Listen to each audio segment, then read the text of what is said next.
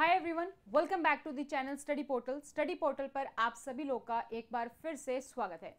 आज की इस वीडियो में हम देखेंगे जो EMRS की तरफ से नोटिफिकेशन आया है, फुल डिटेल्स हम देखेंगे TGT के बारे में, यानी कि ट्रेन ग्रेजुएट टीचर के बारे में। चाहे आप लैंग्वेज टीचर हो, आप सब्जेक्ट टीचर हो, या आपका कंप्यूटर साइंस है जिसकी क्या एलिजिबिलिटी अलग से दी गई है, सभी पोस्ट के बारे में बात करेंगे। जितने भी पोस्ट हैं, क्या एलिजिबिलिटी होनी चाहिए, कौन सा सब्जेक्ट होना चाहिए, कितने मार्क्स आपके होने चाहिए, सब्जेक्ट में मार्क्स देखे जाएंगे या टोटल मार्क्स देखे जाएंगे, किस तरीके से मार्क्स आपके काउंट होंगे, सभी चीज़ों के बारे में बात करेंगे। कितनी सैलरी आपको यहाँ पर मिलने वाली है, पे स्केल क्या रहेगा, किस ग्रुप की पोस्ट है, एक्सपीरियंस कोई रिक्वायर है कि नहीं, फ्रेशर्स अप्लाई कर सकते हैं, एग्जाम पैटर्न क्या रहेगा, क्या सिलेबस रहेगा, किस तरीके से मेरिट बनेगी, रीजनल लैंग्वेज कैसे चूज़ करनी है, अगर मुझे हिंदी इंग्लिश के अलावा कोई और लैंग्वेज नहीं आती तो क्या मैं फॉर्म फिल कर सकता हूँ कि नहीं, नेगेटिव मार्किंग होगी कि नहीं, एज लिमिट क्या रहेगी, SC कैटेगरी के लिए, ST कैटेगरी के लिए, OBC के लिए, person with handicap, women candidates के लिए क्या है एज लिमिट।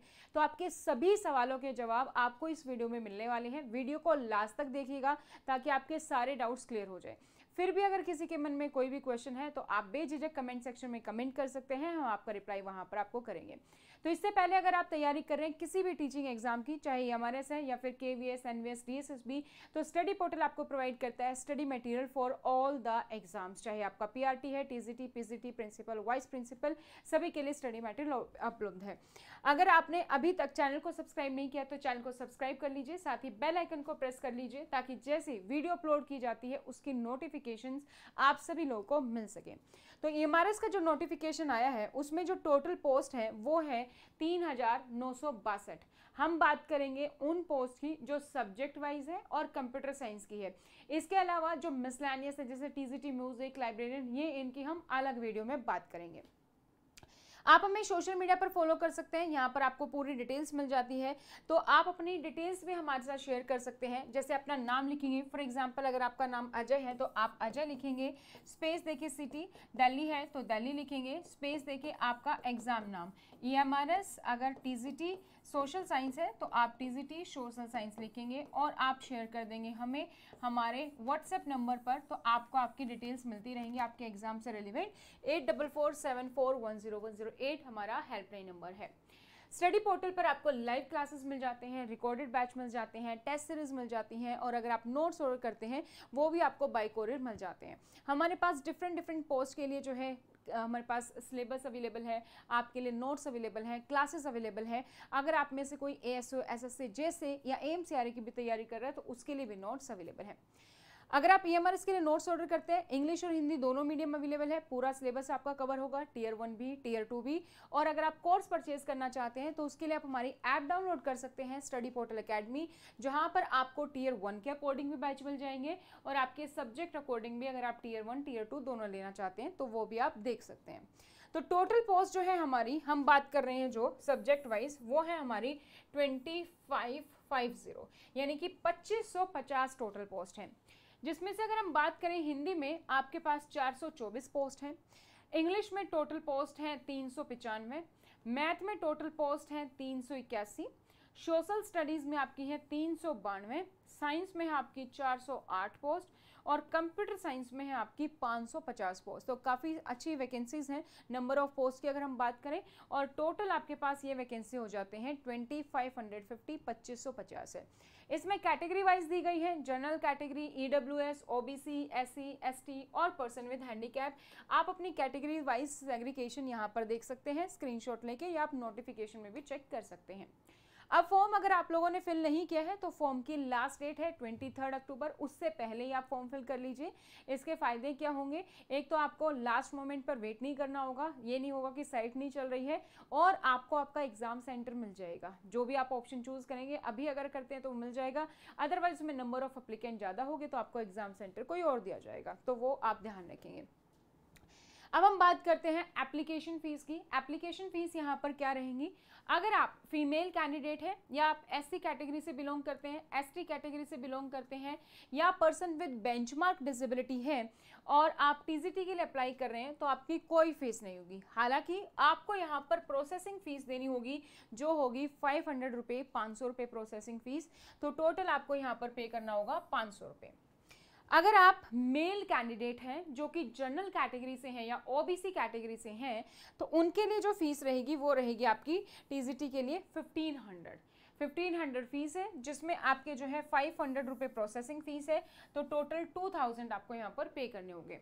तो अगर आप फीमेल SC ST और पर्सन विद हैंडीकैप है, बेंचमार्क डिसेबिलिटी है, तो 500 रुपये फीस है टोटल। और अगर आप मेल कैंडिडेट हैं जनरल और ओबीसी कैटेगरी से तो टोटल आपको पे करना होगा 2000 रुपये। ठीक है। पे स्केल आपका क्या रहने वाला है? पे स्केल होगा आपका 7, ये आपकी बेसिक पे होती है, यानी कि आपकी बेसिक पे रेंज करेगी 44,900 से लेकर 1,42,400 तक मैक्सिमम रेंज होती है। क्या यही सैलरी होती है? नहीं, ये आपकी बेसिक पे होती है। इसके अलावा और आपको अलाउंसेस मिलते हैं, जैसे DA होता है, ठीक है, आपका HRA है, और भी जो कंपोनेंट्स आपको वो यहाँ पर मिलते हैं, ट्रैवल अलाउंस है, NPS की स्कीम के तहत मेडिकल पॉलिसी, बहुत सारे बेनिफिट्स मिलते हैं। और साथ ही अगर आप PMRS में ज्वाइन करते हैं तो आपको 10% ऑफ योर बेसिक पे स्पेशल पे के तौर पर भी दिया जाएगा, जो आपके नोटिफिकेशन में लिखा है। अब हम बात करते हैं कि अगर आप PMRS TGT के लिए अप्लाई कर रहे हैं तो एलिजिबिलिटी क्या होनी चाहिए। सबसे पहले बात करते हैं एजुकेशन क्वालिफिकेशन की, क्या आपकी एजुकेशन होनी चाहिए। सो TGT के लिए अगर आप अप्लाई कर रहे हैं तो आपकी बैचलर डिग्री जो है होनी चाहिए, जिसमें से आपने हो सकता है कि 4 ईयर की इंटीग्रेटेड ग्रेजुएशन डिग्री की है, जिसमें आपका BEd भी होगा। तो वहाँ अगर वो डिग्री आपने की है तो आपके 50% मार्क्स आपके होने चाहिए सारे के सारे सब्जेक्टों में, इंडिविजुअली भी और एग्रीगेट भी। ठीक है। अगर आपने 4 ईयर की इंटीग्रेटेड ग्रेजुएशन डिग्री की है तो सारे सब्जेक्टों में भी चाहिए, इंडिविजुअली अलग अलग सब्जेक्ट में भी, और कुल मिलाकर इकट्ठा भी आपके 50% मार्क्स होने चाहिए। ऐसा नहीं किसी में 40 है किसी में 60 है, नहीं चलेगा। ठीक है, क्लियरली मेंशन है। अगर आपने बैचलर या फिर ऑनर डिग्री की है किसी रिकॉग्नाइज्ड इंस्टीट्यूशन से तो भी आपके 50% मार्क्स होने चाहिए सभी सब्जेक्ट्स में और एग्रीगेट में भी। ठीक है, या तो आपने 4 ईयर की इंटीग्रेटेड की है या आपने बैचलर ऑनर डिग्री की है तो आपके 50% मार्क्स सभी सब्जेक्ट्स में होनी चाहिए।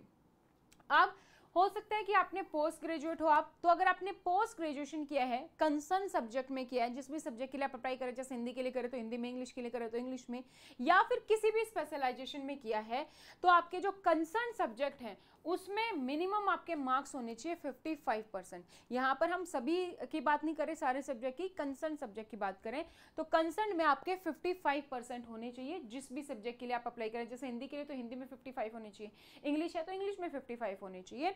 और equivalent grade provided that candidate has studied the subject mention in note below at the graduation level, और ये सब्जेक्ट आप ग्रेजुएशन लेवल पर भी पढ़ चुके हो, and 3 years integrated BEd MAd, या फिर आपने 3 इयर्स का इंटीग्रेटेड BEd MAd किया है विद 50% मार्क्स, तो आप यहां पर अप्लाई कर सकते हैं। इसके साथ आपको चाहिएगा BEd डिग्री। BEd डिग्री आपको अलग से तब चाहिए जो अपने ग्रेजुएशन की है या पोस्ट ग्रेजुएशन की है। अगर आपने ऑलरेडी इंटीग्रेटेड की है जहां पर आपका BEd इंक्लूड है तो वहां पर आपको अलग से BEd नहीं चाहिए। सो BEd डिग्री किसी NCT रिकॉग्नाइज्ड इंस्टीट्यूशन से होनी चाहिए, तो BEd में आपके मार्क्स होने चाहिए 50%। ठीक है।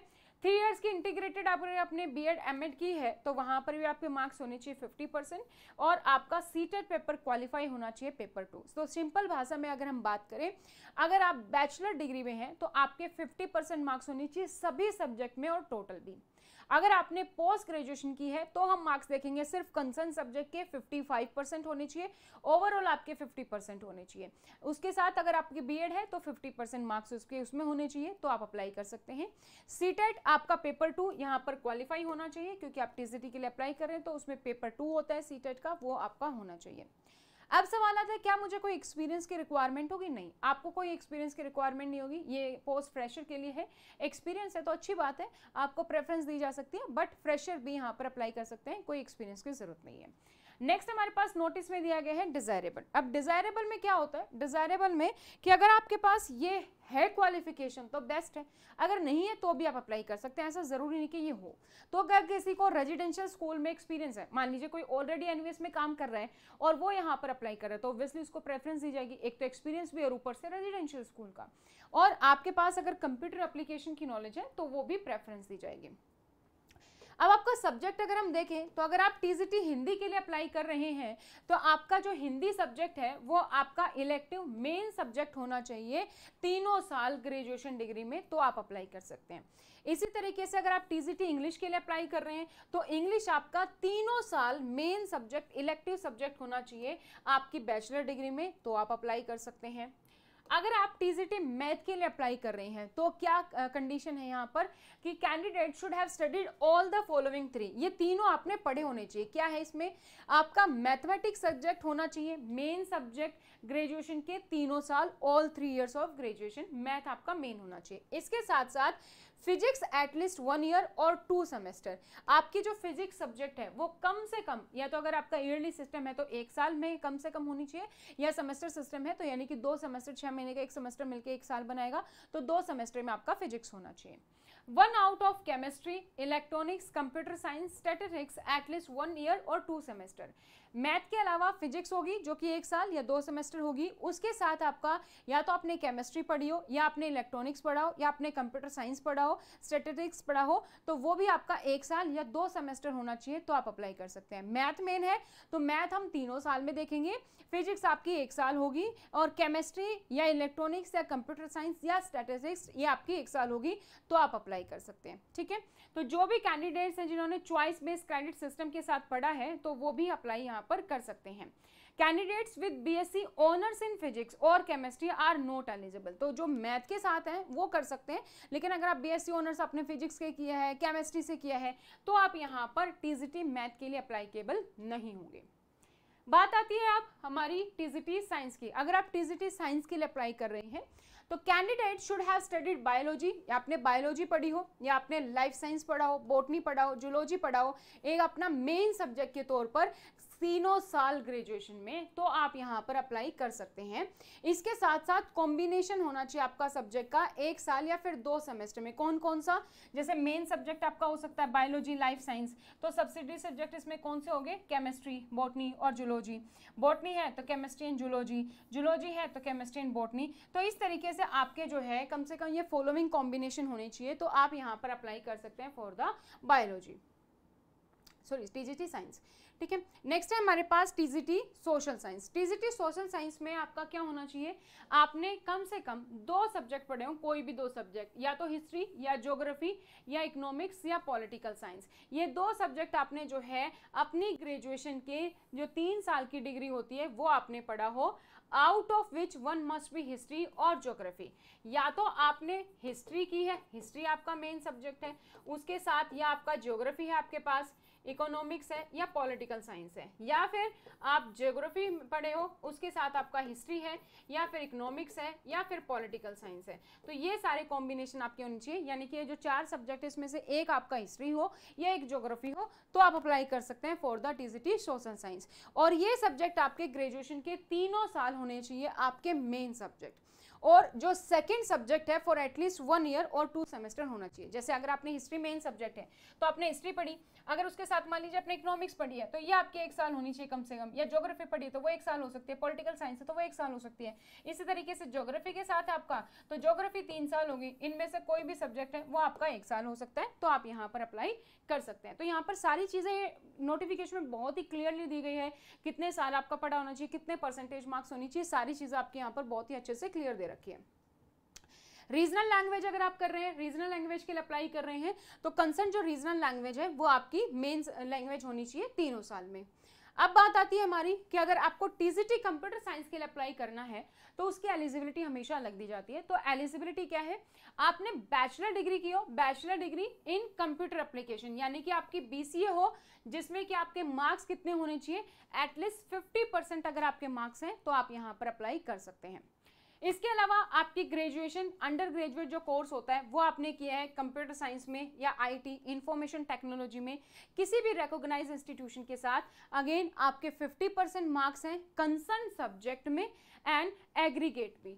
Provided that computer science subject must be studied in all 3 years as a main subject. या तो आपने BCA किया है, वहां पर आपके 50% मार्क्स हैं तो अप्लाई कर सकते हैं, या अगर आपने ग्रेजुएशन किया है कंप्यूटर साइंस और इंफॉर्मेशन टेक्नोलॉजी में, उसमें आपका कंप्यूटर साइंस या इंफॉर्मेशन टेक्नोलॉजी हर तीनों साल में मेन सब्जेक्ट होना चाहिए और कम से कम 50% मार्क्स होने चाहिए आपके कंसर्न सब्जेक्ट में। कंप्यूटर साइंस या IT में 50% मार्क्स होने चाहिए और एग्रीगेट टोटल भी आपके 50% मार्क्स होने चाहिए।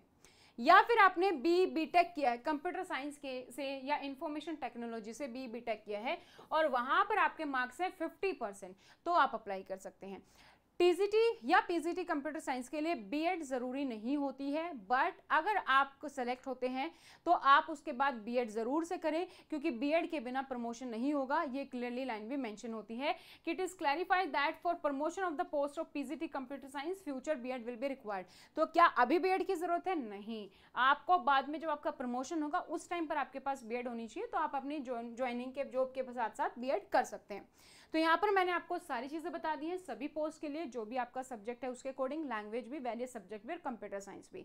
एलिजिबिलिटी हमने डिस्कस कर ली, एक्सपीरियंस रिक्वायर है कि नहीं, क्या क्या चीजें हैं, कितने मार्क्स होने चाहिए, सब हमने अच्छे से डिस्कस कर लिया है। फिर भी किसी का डाउट है तो आप कमेंट सेक्शन में कमेंट कर सकते हैं। अब हम बात करते हैं एज लिमिट की।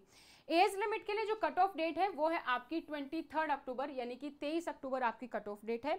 मैक्सिमम एज कितनी होनी चाहिए आपकी? 35 साल होनी चाहिए, 35 ईयर होगी। उसमें आपकी जनरल कैटेगरी है तो सेम एज रहेगी 35। अगर आप OBC कैटेगरी से हैं तो 3 साल का रिलैक्सेशन मिलता है, यानी कि 38 ईयर्स हो जाएगी। अगर आप SC/ST कैटेगरी से हैं तो जो आपको 5 साल का रिलैक्सेशन मिलता है, यानी कि आपकी जो है 40 साल हो जाएगी। अगर आप विमेन कैंडिडेट हैं तो आपको 10 साल का रिलैक्सेशन मिलता है, तो यानी कि आपकी 45 साल हो जाएगी। इसी में अगर विमेन में अगर कोई OBC है तो उसको 3 साल और बढ़ जाएगा, SC/ST है तो 5 साल और बढ़ जाएगा, तो ये विमेन SC 50 साल तक अप्लाई कर सकती है। अगर आप EMRS एम्प्लॉय हैं तो मैक्सिमम आप 55 की साल तक उम्र अप्लाई कर सकते हैं। सेंट्रल गवर्नमेंट एम्प्लॉय को मिलता है 3 साल का रिलैक्सेशन, तो आप कर सकते हैं अप्लाई 38 ईयर तक। पर्सन विद बेंचमार्क डिसेबिलिटी है तो 10 साल का रिलैक्सेशन है, तो आप 45 साल तक अप्लाई कर सकते हैं। Person with benchmark disability plus OBC है तो 10 और 3 साल का रिलैक्सेशन टोटल 13 साल का हो गया, तो आप 48 साल की उम्र तक अप्लाई कर सकते हैं। इसी तरीके से person with benchmark disability plus SC/ST तो 10 और SC/ST का 15 साल का एक्सपीरियंस हो गया, तो आप 50 साल की एज तक अप्लाई कर सकते हैं। जितने भी आप रिलैक्सेशन लगा ले, मैक्सिमम आपका रिलैक्सेशन 55 साल ही होना चाहिए, उससे ज़्यादा एज नहीं होगी। तो ये सारे रिलैक्सेशन आपके यहाँ पर मेंशन है। अब बात आती है कि सिलेबस क्या रहेगा, भी क्या एग्जाम पैटर्न रहेगा, नेगेटिव मार्किंग होगी कि नहीं, सिलेक्शन प्रोसेस कैसे होगा, इंटरव्यू होगा कि नहीं, वो सब चीज़ों पे हम डिस्कस करते हैं। तो इससे पहले एक बार फिर से मैं आपको याद दिला दूं, अगर आप तैयारी करें EMRS TCT की तो आप हमें हमारे सोशल मीडिया पर फॉलो कर सकते हैं, चैनल को सब्सक्राइब कर सकते हैं, और साथ ही हमारे पास live courses, recorded batches, interview batches और हमारे पास जो है आपके लिए नोट्स अवेलेबल हैं। तो नोट्स आप ऑर्डर कर सकते हैं हमारे हेल्पलाइन नंबर पर कॉन्टैक्ट करके। हिंदी इंग्लिश दोनों मीडियम में अवेलेबल है, सभी सब्जेक्ट के लिए नोट्स अवेलेबल है, आपके लेटेस्ट सिलेबस के अकॉर्डिंग कवर है। स्टडी पोर्टल अकेडमी आप डाउनलोड करेंगे, ऐप दोनों फोन के लिए अवेलेबल है, एंड्रॉयड भी, आईफोन। TCT के लिए हमारे पास Tier 1 का रिकॉर्डेड बैच भी है, आप ये परचेज करना चाहते हैं तो ये परचेज कर सकते हैं, और अगर आपको चाहिए कि मुझे मिक्स चाहिए Tier 1 Tier 2 तो वो भी हमारे पास अवेलेबल है। तो अब बात करते हैं एग्जाम पैटर्न की। तो एग्जाम पैटर्न जो आपका रहेगा, आपके 2 पेपर होंगे, ठीक है। एक आपका होगा Tier 1। Tier 1 आपका होगा प्रीलिमिनरी एग्जाम, यानी कि ये आपको बस क्वालिफाई करना है, क्वालिफाइंग एग्जाम है, इसके मार्क्स आपकी मेरिट बेस पर नहीं जुड़ेंगे। Tier 2 जो एग्जाम होगा आपका, वो होगा आपका सब्जेक्ट नॉलेज एग्जाम, जिसमें सिर्फ और सिर्फ आपके सब्जेक्ट से क्वेश्चन आएंगे और ये आपका सिलेक्शन डिसाइड करेगा, इसी के मार्क्स के बेसिस पर आपका मेरिट बनेगी। तो एग्जाम पैटर्न की बात करते हैं। सबसे पहले Tier 1 जो आपका एग्जाम होगा, जैसा कि मैंने बताया, ये हमारा क्या है, प्रीलिमिनरी एग्जाम है, क्वालिफाइंग एग्जाम है, इसके मार्क्स मेरिट में नहीं जुड़ेंगे। एग्जाम कैसा रहेगा, ऑब्जेक्टिव टाइप रहेगा, MCQ मल्टीपल चॉइस क्वेश्चंस इसमें रहेंगे, जिसमें कि आपका 100 मार्क्स का पेपर रहेगा, जिसमें आपके रीजनिंग हो गया, GK हो गया, ठीक है, ICT कंप्यूटर हो गया, आपकी NEP हो गई, आपका टीचिंग एप्टीट्यूड होगा, ये हो गया। प्लस उसके साथ आपका 30 मार्क्स का होगा लैंग्वेज, जिसमें आपकी होगी हिंदी, इंग्लिश और रीजनल लैंग्वेज, ठीक है। तो टोटल क्वेश्चन आपके होंगे 100 क्वेश्चन, 100 मार्क्स के अदर्स अपार्ट फ्रॉम लैंग्वेज, और 30 नंबर के 30 क्वेश्चन, 30 मार्क्स के 30 क्वेश्चन आपके हो गए लैंग्वेज के। जो क्वालिफाइंग होगा वो इस 100 मार्क्स में से देखा जाएगा, लेकिन ये 100 मार्क्स का पेपर चेक करने से पहले आपका ये 30 मार्क्स का चेक किया जाएगा। अगर ये आपने 30 मार्क्स का आप जो है क्वालिफाई कर रहे हो, फिर ये चेक होगा और इसके बेसिस पर ही क्वालिफाइंग डिसाइड किया जाएगा। तो 100 में इसके मार्क्स नहीं जुड़ेंगे, इसलिए सेपरेट लिखा हुआ है। टाइम कितना होगा, 2 आवर्स 30 मिनट का है, 2.5 घंटे का आपका पेपर होगा। OMR शीट है, यानी कि पेन पेपर बेस्ड आपका पेपर है, ऑफलाइन है। नेगेटिव मार्किंग होगी जी, बिल्कुल होगी, 1/3 आपकी यहाँ पर नेगेटिव मार्किंग रहेगी। तो आपका जनरल अवेयरनेस होगा 10 क्वेश्चन 10 नंबर के, रीजनिंग आपकी होगी 15 क्वेश्चन आपके 15 नंबर के रहेंगे, knowledge of ICT 15 question 15 number के, टीचिंग एप्टीट्यूड होगा आपका 30 नंबर का 30 क्वेश्चन, और डोमेन नॉलेज में आपकी एक्सपीरियंशियल एक्टिविटी बेस्ड पैडागोजी और केस स्टडी बेस्ड क्वेश्चन आएंगे, जो होंगे 20 क्वेश्चन 20 नंबर के। उसके साथ आपका होगा NEP, जिसमें से आपको 10 क्वेश्चन देखने को मिलेंगे 10 नंबर के। तो ये टोटल आपका बन जाता है 100 क्वेश्चन 100 मार्क्स के, ठीक है। आप जो लैंग्वेज है उसमें आपकी 3 लैंग्वेज होंगी, आपकी होगी जनरल इंग्लिश, हिंदी और रीजनल लैंग्वेज। हर एक से 10-10 क्वेश्चन होंगे, यानी कि टोटल 30 क्वेश्चन 30 नंबर के आपके रहेंगे। अब इसमें कितने मार्क्स होने चाहिए, ये आपका प्योरली क्वालिफाइंग है। सबसे पहले तो इसमें आपको मिनिमम 40% मार्क्स लेकर आने हैं। अब सवाल आता है 40% कैसे, कि 40 हिंदी में, 40 इंग्लिश में, 40 रीजनल में, नहीं।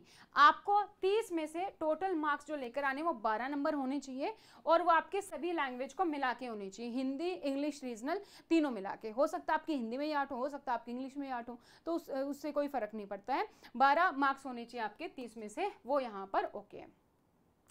अब रीजनल लैंग्वेज कौन कौन सी है, असमी, बंगाली, बोडो, डोगरी, इंग्लिश, गारो, गुजराती, हिंदी, कन्नड़, कश्मीरी, खासी, मलयालम, मणिपुरी, मराठी, मिजो, नेपाली, ओडिया, संथाली, तेलुगु एंड उर्दू। अब काफ़ी सारे स्टेट्स ऐसे हैं जिनकी अपनी लैंग्वेज नहीं है। जैसे हरियाणा की बात करें, हरियाणा में हरियाणवी है, लेकिन शेड्यूल में तो नहीं है मेंशन, है ना, उसमें नहीं है। तो वहाँ पर क्या होगा फिर, अगर वो कोई पर्सन अप्लाई कर रहा है तो उसको तो ये लैंग्वेज कौन सा ऑप्शन चूज करेगा, तो वो अपने अकॉर्डिंग चूज कर सकता है। यहाँ पर आप देखोगे इंग्लिश भी है और हिंदी भी है, तो इंग्लिश हिंदी के साथ आपकी रीजनल लैंग्वेज हिंदी और इंग्लिश भी हो सकती है, अगर आपको इनमें से कोई और लैंग्वेज नहीं आती है, ठीक है। ये ऑप्शन यहाँ पर दिया गया है। तो जिसकी शेड्यूल लैंग्वेज नहीं है वो हिंदी और इंग्लिश यहाँ पर चूज कर सकते हैं, जिस स्टेट की शेड्यूल नहीं है, ठीक है। अब एग्जाम पैटर्न हमारा टीयर 2, तो टीयर 2 जितने भी शॉर्टलिस्ट कैंडिडेट होंगे उनको शॉर्टलिस्ट किया जाएगा, जितनी पोस्ट है उसका 10 टाइम्स 10 गुना शॉर्टलिस्ट किया जाएगा टीयर 1 से, वो जाएंगे हमारे टीयर 2 के लिए। तो टीयर 2 में आपका पेपर होगा ऑब्जेक्टिव प्लस डिस्क्रिप्टिव, यानी कि MCQ बेस्ड क्वेश्चन भी होंगे और आंसर राइटिंग भी होंगे। MCQ जो बेस्ड क्वेश्चन होंगे वो आपके होंगे टोटल 40 क्वेश्चन, 40 नंबर के रहेंगे, हर एक क्वेश्चन आपका 1 नंबर का रहेगा। और जो डिस्क्रिप्टिव है, जहां पर आपको आंसर लिखने हैं, वो होंगे आपके 15 क्वेश्चन 60 नंबर के, यानी कि एक क्वेश्चन हम 4 नंबर का यहाँ पर मानकर चल सकते हैं, ठीक है। टाइम आपको कितना मिलेगा, 3 घंटे का, 3 आवर्स का। OMR शीट बेस्ड है, ये भी आपका पेन पेपर बेस्ड है, ऑफलाइन पेपर होगा, ऑनलाइन नहीं है। और आपकी नेगेटिव मार्किंग जो MCQ में रहेगी वो आपकी 1/3 यहाँ पर नेगेटिव मार्किंग रहने वाली है। तो पेपर 2 जो आपका है टायर 2, उसमें आपका सिर्फ और सिर्फ सब्जेक्ट स्पेसिफिक नॉलेज आएगी, ठीक है। आपका हिंदी, इंग्लिश, रीजनिंग, कंप्यूटर ये नहीं आएगा। तो ऑब्जेक्टिव यानी कि MCQ आपको 40 क्वेश्चन 40 नंबर के, डिस्क्रिप्टिव आपके 15 क्वेश्चन 60 नंबर के, तो टोटल नंबर ऑफ क्वेश्चन हो जाते हैं 55, और यहाँ पर मार्क्स आपके हो जाते हैं 100। ये आपको यहाँ पर देखने को मिलेगा। अब मेरिट लिस्ट कैसे बनेगी, क्या कोई इंटरव्यू है, नहीं, इंटरव्यू नहीं है। मेरिट लिस्ट जो बनेगी TGT पोस्ट पर, वो सिर्फ और सिर्फ आपके जो टीयर 2 के मार्क्स हैं उसके बेसिस पर मिलेगी, क्योंकि टीयर 1 हमारा क्वालिफाइंग है, उसके मार्क्स नहीं जुड़ेंगे। अब बात आती है सिलेबस की कि क्या सिलेबस रहेगा, तो सिलेबस हम देख लेते हैं। सिलेबस हमने बात की टीयर 1 जनरल अवेयरनेस है, रीजनिंग, ICT, टीचिंग एप्टीट्यूड, और ये सारे हमारे पास सिलेबस है। तो 1 बाय 1 करके देखते हैं। जनरल अवेयरनेस में आपका क्या आता है, आपको जीके पढ़नी है, तो जीके और आपका जो करंट अफेयर्स रहेगा, जिसमें आपका सबसे ज़्यादा फोकस रहेगा, एजुकेशन में क्या क्या हो रहा है वो आपको यहाँ पर कवर करनी है। देन हमारे पास है रीजनिंग एबिलिटी। रीजनिंग एबिलिटी में जो आपके बेसिक से टॉपिक्स होते हैं, puzzles and seating arrangement, data sufficiency, statement based question, verbal reasoning, inequality, blood relations, sequence and series, direction test, assertion and reason, venn diagram, ये आपका रीजनिंग का syllabus रहेगा। उसके बाद है आपका नॉलेज ऑफ ICT, यानी कि कंप्यूटर से related, fundamentals of the computer system, basics of the operating system, MS office, keyboard shortcuts and their use, important computer terms and abbreviation, computer network, cyber security and internet, ये आपका computer का portion रहेगा। Then हमारे पास आ जाता है English, जो कि आपका होगा ग्रामर।